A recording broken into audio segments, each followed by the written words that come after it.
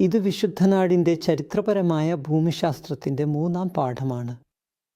ഇവിടെ നമ്മൾ റോഡുകൾ, കാലാവസ്ഥ, കൃഷി, വ്യവസായം എന്നിവയെക്കുറിച്ച് സംസാരിക്കും. ആദ്യം റോഡുകളും ഹൈവേകളും. ചില പൊതുവായ നിരീക്ഷണങ്ങൾ. തകർന്ന ഭൂപ്രകൃതി. പാലസ്തീൻ പുതിയ മാർഗങ്ങൾ വികസിപ്പിക്കുകയോ പഴയവ മാറ്റം വരുത്തുകയോ ചെയ്യുന്നത് വളരെ പ്രയാസകരമാക്കുന്നു. അതിനാൽ മാതൃക എല്ലായ്പ്പോഴും ഏകദേശം സ്ഥിരമായി തുടരുന്നു.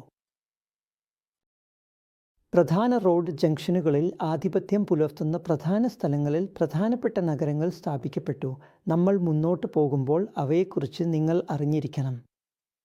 പ്രവർത്തനവും പ്രാധാന്യത്തിൻ്റെ അളവുമനുസരിച്ച് 3 തരത്തിലുള്ള മാർഗങ്ങളുണ്ട്. മാർഗങ്ങൾ പ്രധാനമായും അവയോടൊപ്പം വളർന്ന സ്റ്റേഷനുകൾ വഴി തിരിച്ചറിയപ്പെടാം. അന്താരാഷ്ട്ര ഹൈവേകൾ. ഞാൻ ഒന്നിനെക്കുറിച്ച് സംസാരിക്കും. അത് വിയ മോറിസ് കടലിൻ്റെ വഴി ട്രാൻസ് ജോർദാനിലുള്ളത്. അത് രാജാക്കന്മാരുടെ പാതയാണ്. അവയാണ് 2 പ്രധാന ഹൈവേകൾ. അതിനുശേഷം ഒരു സ്ഥലത്ത് നിന്ന് മറ്റൊരു സ്ഥലത്തേക്ക് പോകുന്ന അന്തർപ്രാദേശിക റോഡുകൾ ഉണ്ട്. പക്ഷേ ഇവ അത്ര പ്രധാനപ്പെട്ടവയല്ല. പിന്നെ പ്രാദേശിക പാതകളും ഉണ്ട്. ബൈബിളിൽ റോഡ് നിർമ്മാണത്തെക്കുറിച്ചുള്ള ഒരു വിവരണമുണ്ട്. ഈ പ്രദേശം വളരെ തകർന്നിരിക്കുന്നു എന്ന് ഞാൻ പറഞ്ഞിരുന്നു. പുതിയ ഹൈവേകൾ നിർമ്മിക്കുന്നത് ബുദ്ധിമുട്ടാണ്. ശരി, യേശയ്യ 62:10 മനയിൽ പറയുന്നു, ഹൈവേ പണിയുക, കല്ലുകൾ നീക്കുക. ഇത് രാജാവിന് ലഭ്യമാക്കുന്നതിനുള്ള ഒരുക്കമാണ്. യേശയ്യ 40, 3 കുറയ്ക്കുക 4, മരുഭൂമിയിൽ കർത്താവിന് വഴിയൊരുക്കുക. നമ്മുടെ ദൈവത്തിന് വേണ്ടി മരുഭൂമിയിൽ ഒരു ഹൈവേ നേരെ ഉണ്ടാക്കുക. എല്ലാ താഴ്വരകളും ഉയർത്തപ്പെടും, എല്ലാ മലകളും കുന്നുകളും താഴ്ത്തപ്പെടും. കഠിനമായ നിലം സമതലമാകും, കുരുക്കുള്ള സ്ഥലങ്ങൾ സമതലമാകും. യേശയ്യ 57:14 മണിയിൽ പണിയുക, വഴിയൊരുക്കുക. എൻ്റെ ജനത്തിൻ്റെ വഴിയിൽ നിന്നുള്ള തടസ്സങ്ങൾ നീക്കുക. അതിനുശേഷം യേശയ്യ 49:11 മണിയിൽ ഞാൻ എൻ്റെ മലകൾ വഴികളാക്കും, എൻ്റെ ഹൈവേകൾ ഉയർത്തപ്പെടും. ഒടുവിൽ യിരെമ്യാവ് 18:15 അവർ അവരെ വഴികളിലൂടെയും പണിയാത്ത വഴികളിലൂടെയും നടക്കാൻ പ്രേരിപ്പിച്ചു. അതിനാൽ അവ നിങ്ങളുടെ ദ്വിതീയ വഴികളാണ്. വഴി ശൃംഖലകൾ പുനർനിർമ്മിക്കാൻ നിരവധി ഉറവിടങ്ങൾ ഉണ്ട്. ബൈബിളിലും മറ്റ് പുരാതന ശിലാലിഖിതങ്ങളിലും, പ്രത്യേകിച്ച് മിസ്രയീമും അശ്ശൂരും ഉള്ള വഴികളുടെ പേരുകളും അവയുടെ വിവരണവും സഹായകരമാണ്.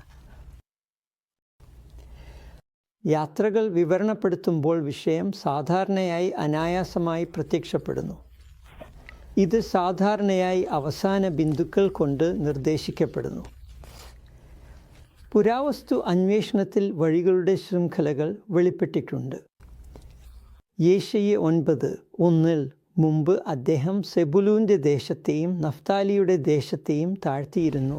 എന്നാൽ ഭാവിയിൽ അദ്ദേഹം സമുദ്രത്തിൻ്റെ വഴിയിലൂടെ യോർദാനിനടുത്തുള്ള ജാതികളുടെ ഗലീലിനെ ആദരിക്കും. ജാതികളുടെ വഴി തീർച്ചയായും വടക്കുകിഴക്കൻ ഭാഗത്തായിരിക്കും. പുറപ്പാട് 13:17 മണിയിൽ ഫറവോൻ ജനങ്ങളെ വിട്ടയച്ചപ്പോൾ ദൈവം അവരെ ഫിലിസ്തീയരുടെ ദേശത്തിലൂടെ പോകുന്ന വഴിയിലൂടെ നയിച്ചില്ല, അത് ചെറുതായിരുന്നെങ്കിലും.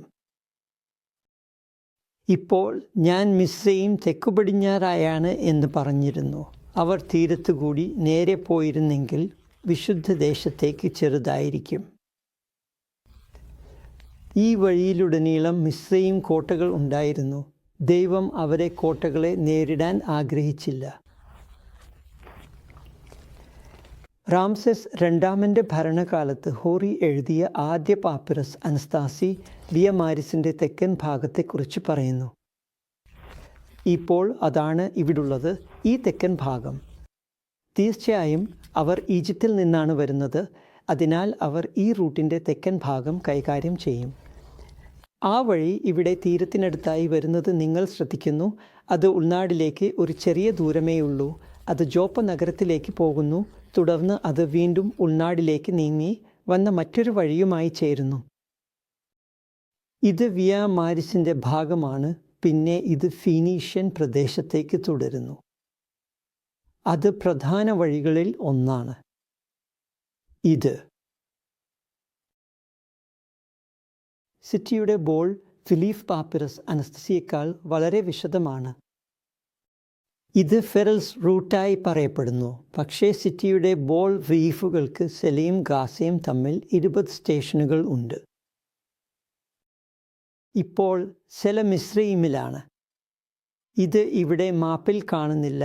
ഇത് ഗാസയിലേക്ക് പോകുന്നു. ഇത് പ്രധാന ഫിലിസ്തീൻ നഗരങ്ങളിൽ ഒന്നാണ്. പക്ഷേ പുരാതന കാലത്ത് ഇത് എല്ലാം മിസ്രയീമിൻ്റെ നിയന്ത്രണത്തിലായിരുന്നു. ഇത് ഗാസയിൽ നിന്ന് ജോനാഥനിലേക്കുള്ള ഒരു പ്രദേശം ലിസ്റ്റ് ചെയ്യുന്നു. അവർ ഗാസയിൽ എത്തുന്നു. പിന്നെ അവർ വഴിയിലൂടെ പോകുന്നു. 10 ദിവസത്തിൽ 150 മൈൽ പോകുന്നു.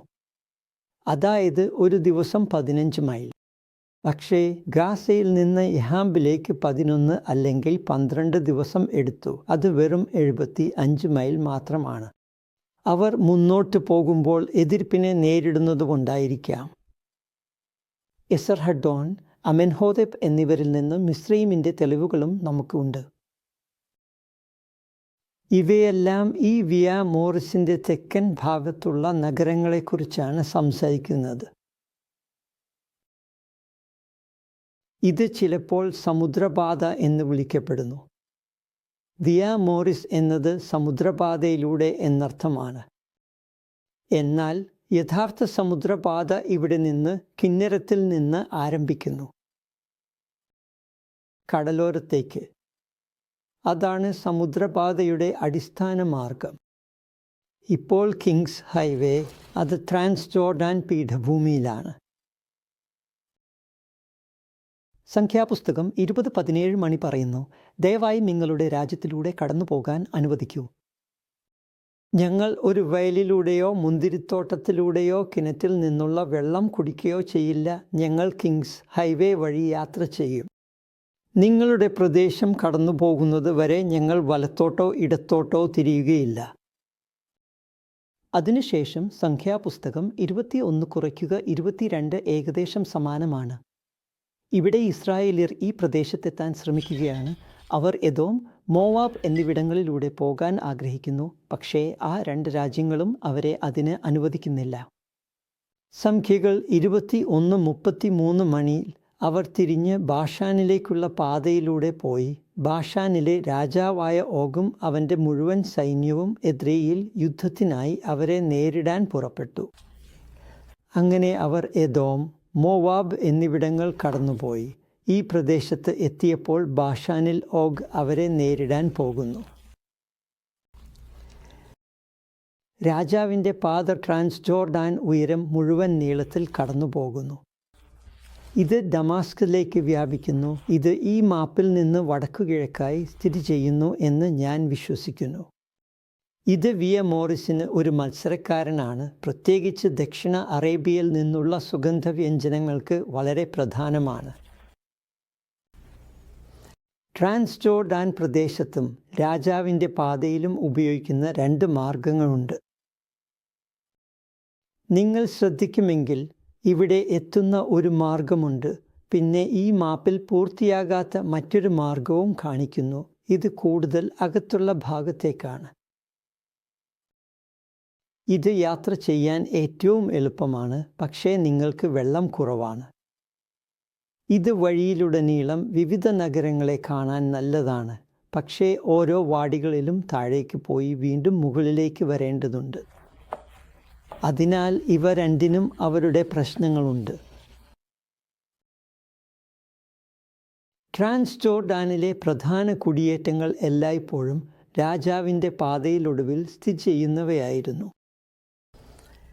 മസാലയും സുഗന്ധവ്യഞ്ജനങ്ങളും ഉള്ള പാത ബൈബിളിൽ പരാമർശിക്കപ്പെട്ടാൽ മരുഭൂമിയിലെ സഞ്ചാരങ്ങളും 1 രാജാക്കന്മാർ 11:18 ഏദോമിലെ ഹോദാദിൻ്റെ പലായനവും സൂചിപ്പിക്കുന്നു. അവർ മിദ്യാനിൽ നിന്ന് പുറപ്പെട്ടു പാരാനിലേക്ക് പോയി എന്ന് പറയുന്നു. പിന്നീട് പാരാനിൽ നിന്ന് ആളുകളെ കൂട്ടി അവർ മിസ്രയീമിൻ്റെ രാജാവായ ഫറവോന് സമീപം പോയി. അവൻ ഹോദാദിന് ഒരു വീട്, ഭൂമി നൽകി, ഭക്ഷണം നൽകി. ഇങ്ങനെ നിങ്ങൾക്ക് ഈ 2 പ്രധാന പാതകളുണ്ട്. ഒന്ന് വിയ മാരിസ് ആണ്, മറ്റൊന്ന് രാജാവിൻ്റെ പാതയാണ്. ഇപ്പോൾ നമുക്ക് ഉള്ളിലെ റോഡുകളും ചിലത് നീളത്തിൽ ഉള്ളവയുമുണ്ട്. ഇവിടെ ഹെബ്രോൺ സ്ഥിതി ചെയ്യുന്ന സ്ഥലമാണ്. ഹെബ്രോൺ മുതൽ ഷെഖേം വരെ പോകാൻ നിങ്ങൾക്ക് കേന്ദ്ര പർവ്വത നിരകളിലൂടെ കയറിയാൽ മാത്രമേ കഴിയൂ. ഷെഖേം സമരിയുടെ ഈ പ്രദേശത്താണ്. ന്യായാധിപന്മാർ 21:19 മണിയിൽ പറയുന്നത്, ബേഥേലിൻ്റെ വടക്ക് ഭാഗത്തും ബേഥേലിൽ നിന്ന് ഷെഖേമിലേക്ക് പോകുന്ന പാതയുടെ കിഴക്ക് ഭാഗത്തും ഷീലോവിൽ കർത്താവിൻ്റെ വാർഷിക ഉത്സവം ഉണ്ടെന്ന് കാണുക. അങ്ങനെ നാം ഹെബ്രോൺ മുതൽ പോകുന്ന പാതയെക്കുറിച്ചാണ് സംസാരിക്കുന്നത്. പിന്നെ ബേഥേൽ അതിൻ്റെ വടക്ക് ഭാഗത്താണ്. പിന്നെ അത് ഈ പ്രദേശത്തുള്ള ഷെഖേമിലേക്ക് പോകുന്നു. യെരിഹോ മുതൽ ബെയ്ത് ഷെയാൻ താഴ്വര വരെ. ട്രാൻസ് ജോർഡൻ പ്രദേശത്ത് നിന്ന് പുറത്തു വന്ന ഉടനെ അവർ പിടിച്ചെടുത്തത് യെരിഹോയാണ്.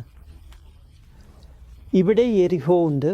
യെരിഹോയിൽ നിന്ന് പോകുന്ന 6 വ്യത്യസ്ത റോഡുകൾ ഉണ്ടെന്ന് നിങ്ങൾ ശ്രദ്ധിക്കുന്നു. ഇവയാണ് നാം ചെറുപാതകൾ, നീളത്തിൽ ഉള്ളവ എന്ന് വിളിക്കുന്നത്. ഡേവിഡ് ട്രാൻസ് ജോർഡൻ പ്രദേശത്ത് അബ്ശാലോമിനെതിരെ പോരാടുമ്പോഴുള്ള ഒരു കഥയുണ്ട്. അവിടെ അബ്ശാലോം യാക്കോബിൻ്റെ കൈവശം കൊല്ലപ്പെടുന്നു. പിന്നെ അഹിമാസ് സമതലത്തിലൂടെ ഓടുകയും കൂശിനെ മറികടക്കുകയും ചെയ്യുന്നു. അഹിമാസ് കൂശിനേക്കാൾ ചുരുങ്ങിയ പാതയിലൂടെ റീഡ് കടൽ വഴി ഡേവിഡിനെ അറിയിക്കാൻ ഓടി. കൂടുതൽ ഏദോം മരുഭൂമിയിലേക്കുള്ള വഴിയുണ്ട്. തീർച്ചയായും അത് ഏദോം രാജ്യത്ത് ഏദോം മരുഭൂമിയിലൂടെ ആയിരിക്കും എന്ന് അതിൽ പറയുന്നു. ഇസ്രായേൽ രാജാവ് യഹൂദ രാജാവിനോടും ചേർന്നപ്പോൾ മോവാബിനെ കീഴടക്കാൻ ഇസ്രായേൽ രാജാവും യഹൂദ രാജാവും ഏദോം രാജാവും ചേർന്ന് പോരാടാൻ പോയപ്പോൾ അവർ ഈ ദിശയിൽ പോയി. അവർക്ക് വെള്ളം തീർന്നു. ദൈവം അവർക്ക് ഒരു അത്ഭുതം നൽകി. മലകളിൽ മഴ പെയ്തു. അടുത്ത ദിവസം രാവിലെ അവർ യാത്ര ചെയ്തിരുന്ന സ്ഥലത്ത് ആളുകൾക്ക് ധാരാളം വെള്ളം ലഭിച്ചു. പിന്നീട് ലാഖീഷ്, അയലോൻ താഴ്വരയിലേക്ക്. ഇതാണ് ലാഖീഷിൻ്റെ സ്ഥലം. ഇത് ലാഖീഷിൽ നിന്ന് അയലോൻ താഴ്വരയിലേക്ക് പോകുന്നു. ഇത് ഈ പ്രദേശത്താണ്.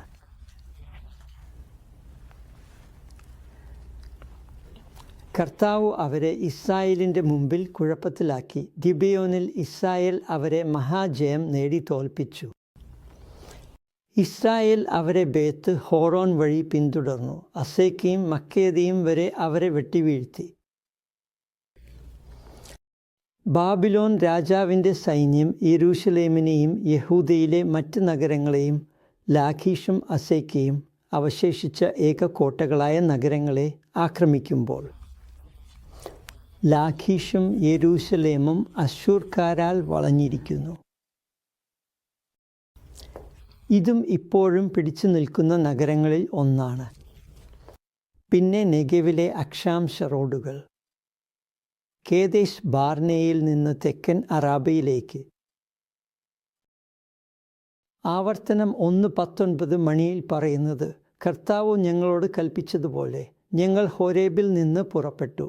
നിങ്ങൾ കണ്ട ആ വിശാലവും ഭയാനകവുമായ മരുഭൂമിയിലൂടെ അമോറിയരുടെ മലനാടിൻ്റെ ദിശയിൽ പോയി. അങ്ങനെ ഞങ്ങൾ കേദേശ് ബാർനേയിൽ എത്തി. ഇത് അമോറിയരുടെ മലനാടിലേക്ക് പോകുന്ന വഴി എന്നും വിളിക്കപ്പെടുന്നു. മറ്റൊരു പാത അരാദിൽ നിന്ന് ജബൽ ഇസ്തോം വഴി അറവയിലേക്ക് പോകുന്നു. ഇത് എദോമിലേക്കുള്ള വഴി എന്നും അറിയപ്പെടുന്നു. ഇത് ഈ പ്രദേശത്തേക്ക് പോകുന്നു. യഹൂദയിൽ ലാഖീഷ് ഹെബ്രോണിലേക്ക് പോകുന്നു. ഇവിടെ ലാഖീഷ് ഉണ്ട്. ഇവിടെ നിന്ന് അതിൻ്റെ പ്രദേശത്തുള്ള ഹെബ്രോണിലേക്ക് പോകുന്നു. ഷോരേക്ക് താഴ്വരയിൽ നിന്ന് റെഫായിം താഴ്വരയിലേക്കും യെരൂശലേമിലേക്കും. വേദപുസ്തകത്തിൽ പരാമർശിക്കുന്ന മറ്റ് ചെറിയ പാതകളുമുണ്ട്. ട്രാൻസ്ജോർഡാനിൽ സോഗോത്ത് സമതലം, ജാബോക്ക് താഴ്വര, പനുവേൽ, മഹനീം, യോക്കോബ്, റബ, അമോൻ എന്നിവ ഉണ്ട്. ഇവയെല്ലാം ഈ പ്രദേശത്താണ്. പാതകൾ പിന്തുടരാൻ ചിലപ്പോൾ ബുദ്ധിമുട്ടാണ്. കാരണം മലകളും വിവിധ പാറകളും കാരണം ഭൂമി തകർന്നിരിക്കുന്നു. കാലാവസ്ഥയെക്കുറിച്ച് സംസാരിക്കാം. ഇത് അടിസ്ഥാനപരമായി കടലും മരുഭൂമിയും തമ്മിലുള്ള യുദ്ധമാണ്. പാലസ്തീനിലെ കാലാവസ്ഥയെ കടലും മരുഭൂമിയും തമ്മിലുള്ള പോരാട്ടത്തിൻ്റെ ഫലമായി ഏറ്റവും നല്ല രീതിയിൽ നിർവചിക്കാം. കാലാവസ്ഥ ആൽപൈൻ മുതൽ ഉപോഷ്ണമേഖല വരെയാണ്. ഒരു മഴക്കാലവും ഒരു വരണ്ട കാലവും ഉണ്ട്. ഈ മാതൃക ആവർത്തനം 11:10 മണി മെഗൈവ് 12 കാണിക്കുന്നു.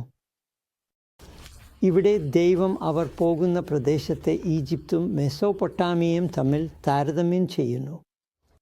നിങ്ങൾ കൈവശപ്പെടുത്താൻ പോകുന്ന ഭൂമി നിങ്ങൾ വന്ന ഈജിപ്തിലെ ഭൂമിയല്ല. അവിടെ നിങ്ങൾ വിത്ത് നട്ടു കാൽനടയായി പച്ചക്കറിത്തോട്ടത്തിൽ ജലസേചനം ചെയ്തിരുന്നു. എന്നാൽ നിങ്ങൾ യോർദാൻ കടന്ന് കൈവശപ്പെടുത്താൻ പോകുന്ന ഭൂമി മലകളും താഴ്വരകളും ഉള്ളതും സ്വർഗത്തിൽ നിന്ന് മഴ കുടിക്കുന്നതുമായ ഭൂമിയാണ്. ഇത് നിങ്ങളുടെ ദൈവമായ കർത്താവ് പരിചരിക്കുന്ന ഒരു ഭൂമിയാണ്. നിങ്ങളുടെ ദൈവമായ കർത്താവിൻ്റെ കണ്ണുകൾ വർഷത്തിൻ്റെ തുടക്കം മുതൽ അവസാനം വരെ അതിന്മേൽ നിരന്തരമുണ്ട്. ഞാൻ പറഞ്ഞത് 2 കാലാവസ്ഥകളുണ്ട്, ശീതകാലവും വേനലും. ശീതകാലത്തിൽ പടിഞ്ഞാറ് താഴ്ന്ന മർദ്ദവും വേനലിൽ കിഴക്ക് താഴ്ന്ന മർദ്ദവുമാണ്. ഇതു കാരണം വേനൽക്കാലം വളരെ സ്ഥിരതയുള്ളതാണ്. മഴ ഒക്ടോബർ അല്ലെങ്കിൽ നവംബർ മാസങ്ങളിൽ ആരംഭിച്ച് മെയ് വരെ തുടരും. അതിൽ കൂടുതലും ഡിസംബർ മുതൽ ഫെബ്രുവരി വരെയാണ് പെയ്യുന്നത്. യൂദ, എഫ്രയീം, ഗലീൽ മലനിരകൾക്ക് കൂടുതൽ മഴ ലഭിക്കുന്നു.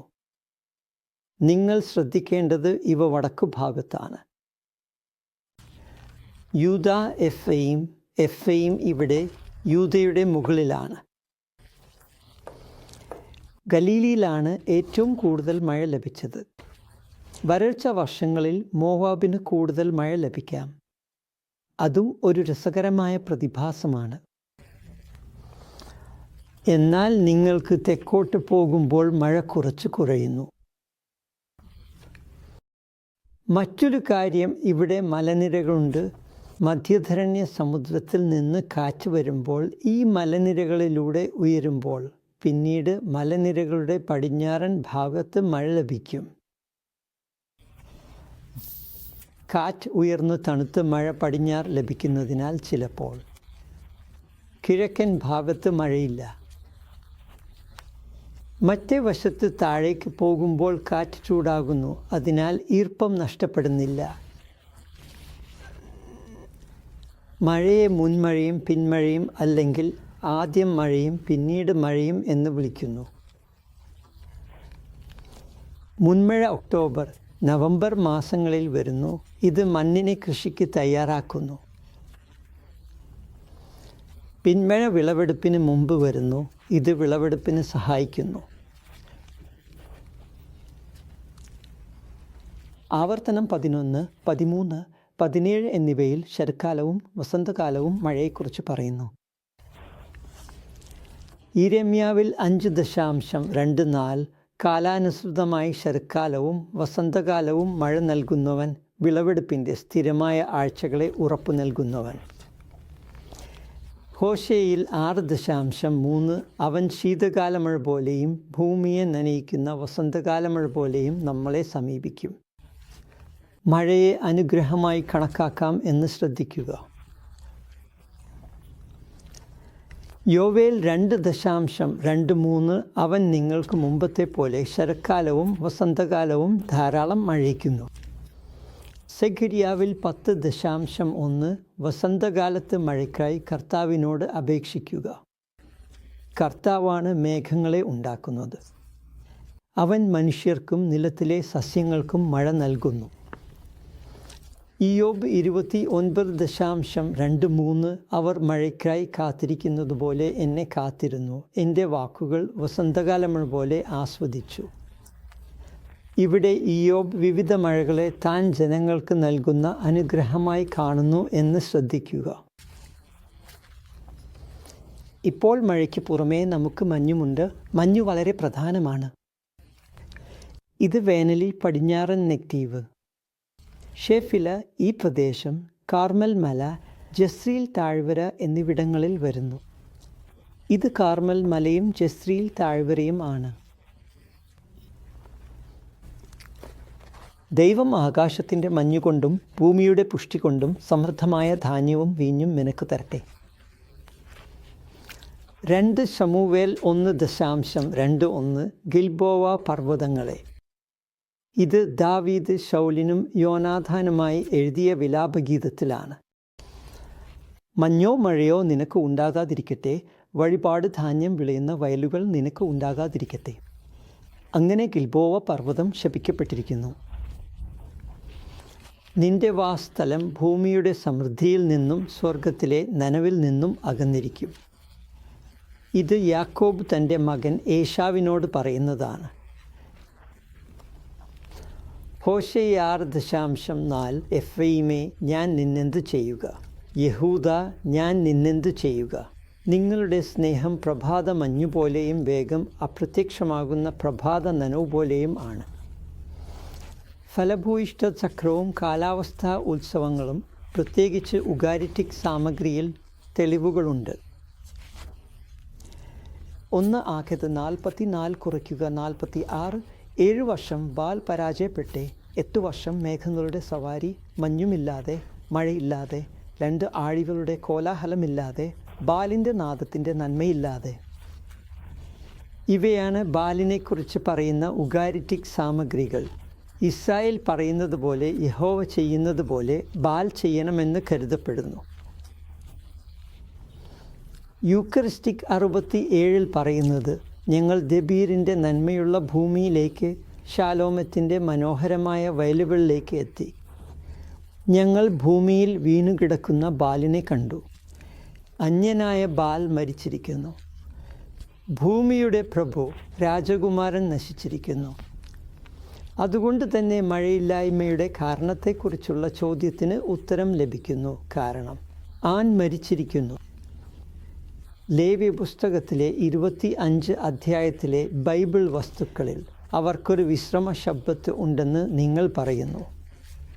ഇത് അവർക്കൊരു അനുഗ്രഹമായിരിക്കും. ദൈവം അവർക്ക് മതിയായ മഴ നൽകും എന്നും അവർ ശബ്ബത്ത് വർഷത്തിൽ മതിയായ ധാന്യം ഉത്പാദിപ്പിക്കും എന്നും അതിൽ പരാമർശിക്കുന്നു. വർഷത്തിലെ 12 മാസങ്ങളെക്കുറിച്ച് സംസാരിക്കുന്ന ഒരു ഗേസർ കലണ്ടർ കണ്ടെത്തിയിട്ടുണ്ട്. അവൻ്റെ 2 മാസം ശേഖരണം, 2 മാസം വിത്തിടൽ, 2 മാസം വൈകി വിത്തിടൽ, 1 മാസം പുല്ല് അല്ലെങ്കിൽ ചെനവെട്ടൽ, 1 മാസം ഗോതമ്പ് കൊയ്ത്ത്, 1 മാസം കൊയ്ത്തും അളക്കലും. പിന്നീട് അവൻ്റെ 2 മാസം മുന്തിരിവള്ളി പരിപാലനം, അവൻ്റെ 1 മാസം വേനൽക്കാല ഫലം. ഇവയെല്ലാം മാസത്തോടൊപ്പം അനുബന്ധിച്ചിരിക്കുന്നു.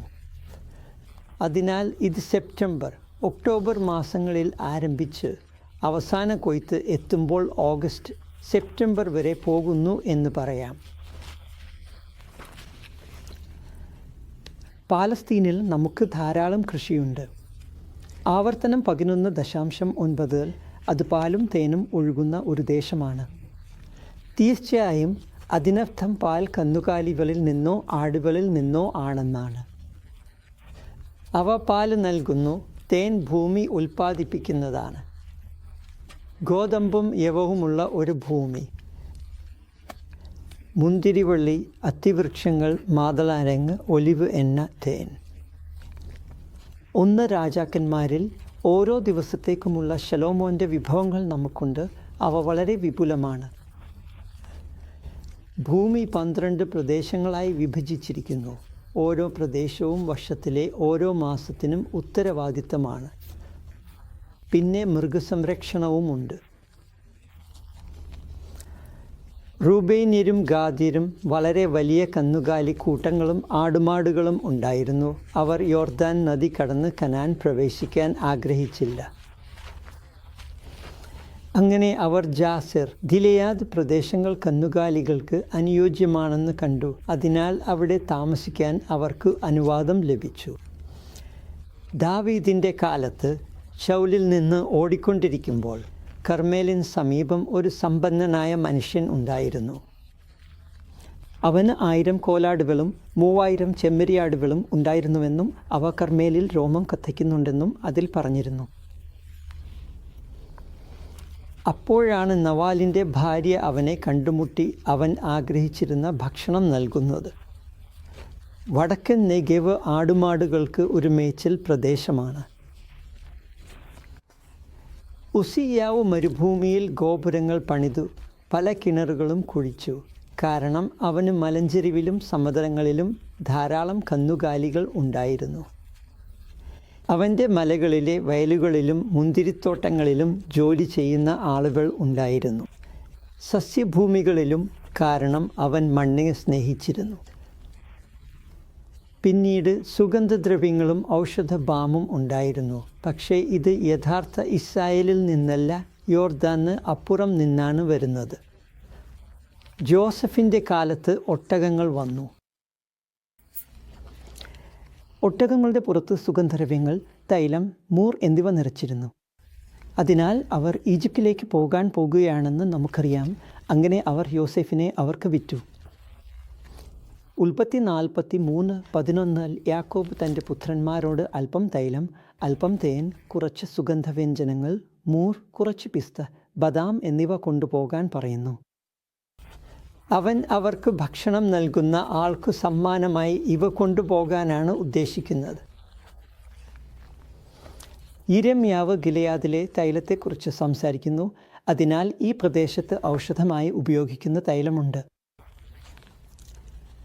ഇസ്രായേലിൽ നൈസർഗിക കൃഷിയുണ്ട്. ചില പ്രദേശങ്ങളിൽ ജലസേചനം ഇല്ലാതെ, പക്ഷേ പ്രധാന കൃഷി ഉൽപ്പന്നങ്ങൾക്ക് നല്ല മഴ ആവശ്യമാണ്.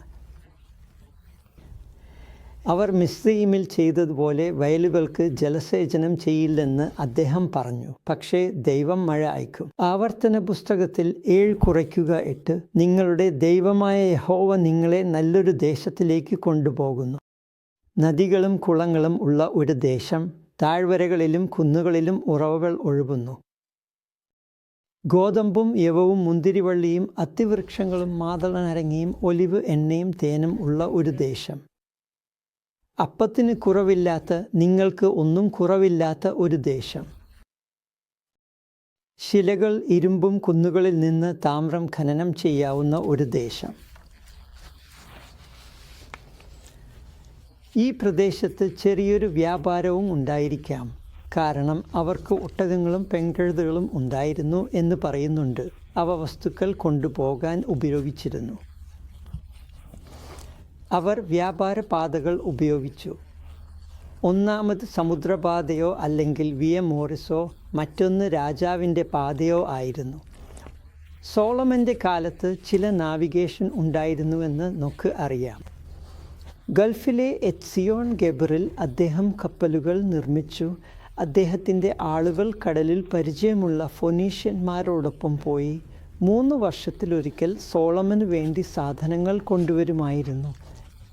പുരാതന മധ്യപൂർവ്വദേശത്ത് വ്യവസായമോ വാണിജ്യമോ ഉണ്ടായിരുന്നു.